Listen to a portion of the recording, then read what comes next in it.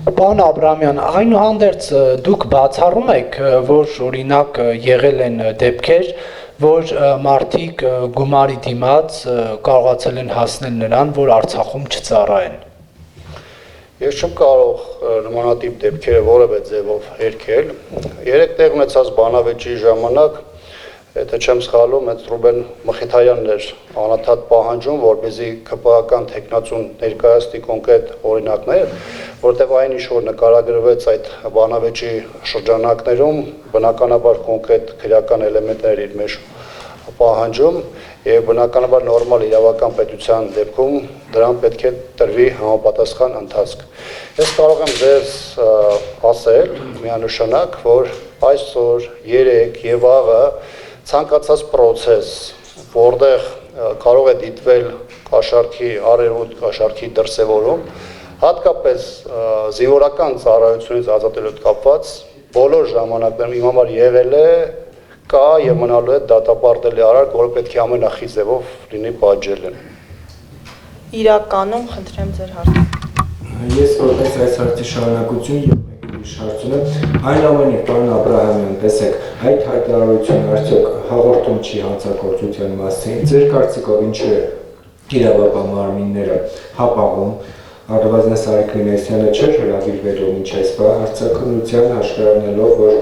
նախընտրական շրջանում իրավապահ մարմինները շատ արագ եւ օպերատիվ են արձագանքում են մյուս տեխնացուների վերաբերյալ, հա տեղեկություններին, հայտարարություններին, անանուն ձայնագրություններին, ինչով է սա պայմանավորում եւ երկրորդ հարցը իշխանությանը չի հաջողվում Ադրբեջանի հետ հասնել խաղաղության պայմանագրի ստորագրմանը, չնայած որ հայտարարել են, որ համաձայնագիրը պատրաստ է ստորագրման կետերի շուրջ կայացել բերված պայմանավորվածություն, բայց Ադրբեջանը շարունակում է նախապայմանների լեզվով խոսել, սա արդյոք ձախողում չէ, հա, Նիկոլ Փաշինյանի կոնկրետ անձի որպես բանակցողի եւ եթե այդպես է, արդյոք նրան անվստահություն հայտնելու գործընթաց ընդդիմությունը կսկսի խորհրդարանի մակարդակով։ Շնորհակալություն։ Եթե ձեր ենթահարցերից որը մեկը մոռանամ, խնդրում եմ ինձ հիշեցրեք, որտեղ բավականին բազմաշերտ էր։ Կոնկրետ Գյումրի հետ կապված երեկվա բանավեճի ժամանակ ըստ էության բավականին շատ հարցադրումներ հնչեցին, որոնք հաղորդում էին հանցագործության մասին, բայց երկու բան այստեղ նախ պետք է առանձնացնել։ Առաջինը, եթե եղել է նման փաստեր եւ նման փաստեր եղել են նախկին բոլոր ժամանակներում, ապա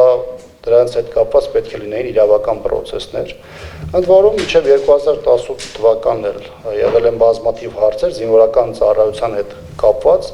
որոնց հետ կապված եղել են իրավական process-ներ, մարդիկ են նստել, տարբեր ժամանակահատվածով ազատազրկման ենթարկվել եւ այլն։ Այսինքն մենք չենք խոսում իդեալական իրավիճակի մասին, երբ որ չի եղել որևէ կոռուպցիոն դրսևորում կամ որևէ փուլում որևէ անձ չի փորձել գումարի միջոցով հասնել որևէ խնդիրների լուծմանը։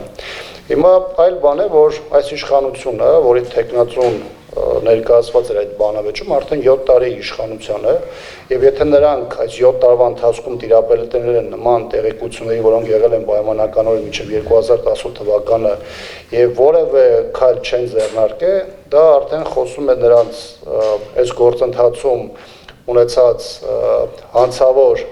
լռության մասին, սա եւս իմ կարծիքով նաեւ իրավական գործընթացի առարկա է, կամ այն հնարավոր փաստերի մասին, որի մասին խոսում էր ԿՊԱ-ական տեխնացուն, ակնհայտորեն ստում էր, որովհետև նրանից պահանջեցին փաստեր, ինչը գոնե այդ բանավեճի ժամանակ չներկայացվեց։